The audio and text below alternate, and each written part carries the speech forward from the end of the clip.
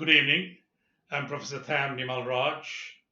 I'm the Provost of the New Vision University, Tbilisi, in the Republic of Georgia. I'm going to give a short introduction and I'm going to talk about our faculty, the Provost office, which is supporting in the YouTube and the NVU UK, New Vision University UK, and the process of our professorial appointments. And then I'm going to give a series of 6 lectures. And end of the 6 series, there would be question answer session. And we'd like to get you all to do an answer. Send it by email to my address. And the best, but everybody gets it right, and there'll be one candidate will be selected among them, and we will be given £100 24 hours straight away to get dispatched. This is to make sure that you all read and you all understand, and most of the questions are coming from my YouTube and other professors' lectures. So the answers are there in the lectures for you all to just make sure you fundamentally get the basics and the basic set standards right, and thereby you are sufficiently knowledgeable enough to pass that. That's what we want you all to do.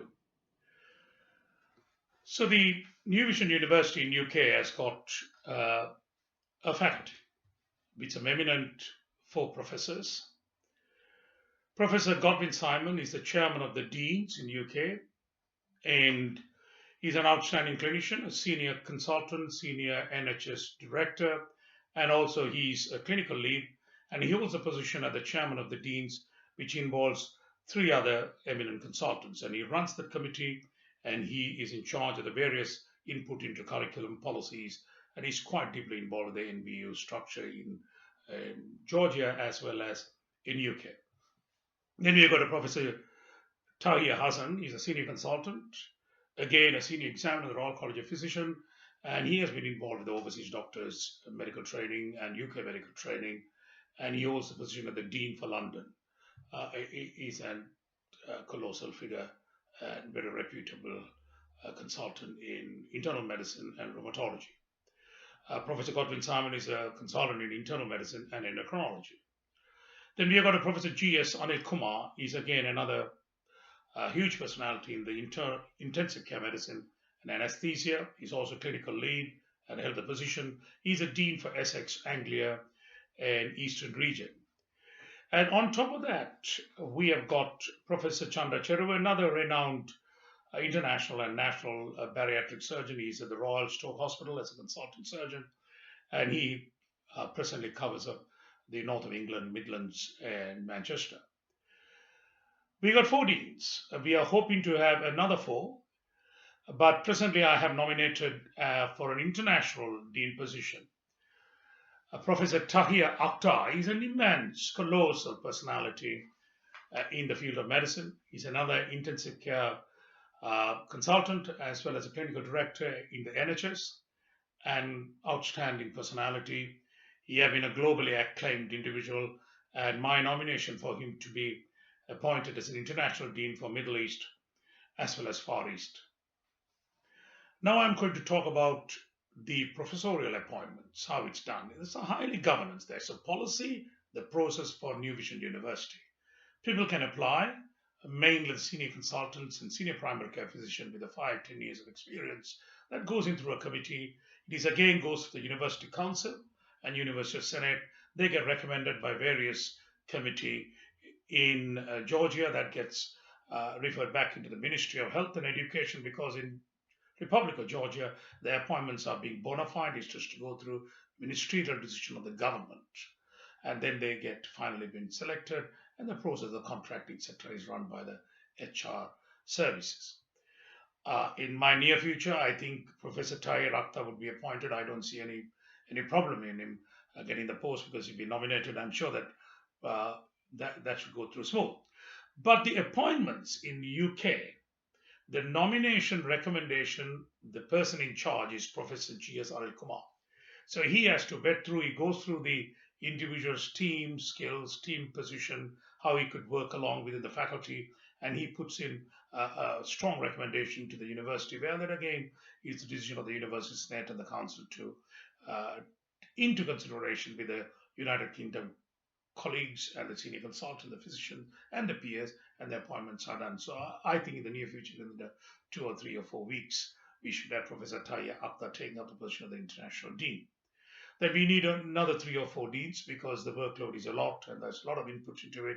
It's a large university. We've got a large number of students from Europe and Far East are studying at the university in Tbilisi, Republic of Georgia. That's the main introduction. Now I'm coming to the subject matter. We're going to talk about the COVID-19. This is mainly a YouTube which has got very factual facts, what my team has made it. And we even like to base our questions on these 6 slides, plus the other slides of our professors. Listen well, the answers that they are, make sure you answer. Now, in the provost office, how is it functioning? So we got about 5 or 6 staff who support me, and they are part of the team. We got Dr. Vikram Bhatt, who is a senior GP, or the group of medical practice. He specialized in general practice, primary care, and also he's done additional training in family planning and also in an asthma, COPD, plus endocrinology and diabetes. He's in the team with me. And then we have got Gulshan Qureshi, who is pretty much a deep, well-trained, well-qualified pharmacist. And she does some editorial and support under the medications and various type of topics which we go to get her views.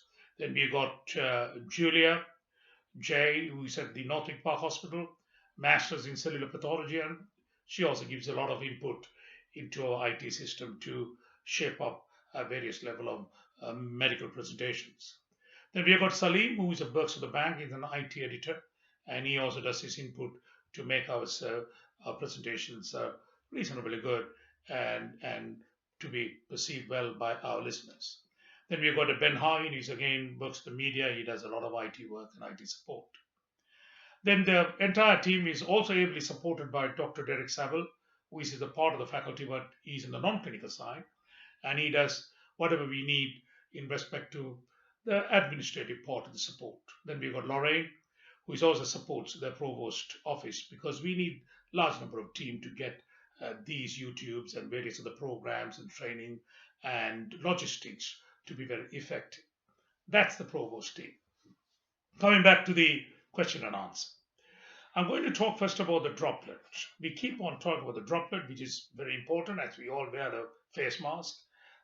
We do know the droplet, the only way of transmission of the disease is ear, nose, and throat, ENT specialty. So it goes through the mouth into the nasopharynx, laryngopharynx, and then goes into the respiratory system where the disease kickstarts. So what is actually a droplet?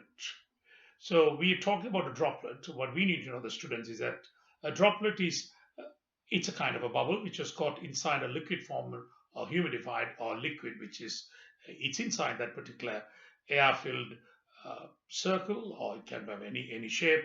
The same as you take a soap with a straw and you bubble, people do play around and you find the bubbles coming out. It's a kind of it's like a droplet. And where that when you exhale, cough, sneeze, forcefully talk, that get transmitted in your expirated air. And a droplet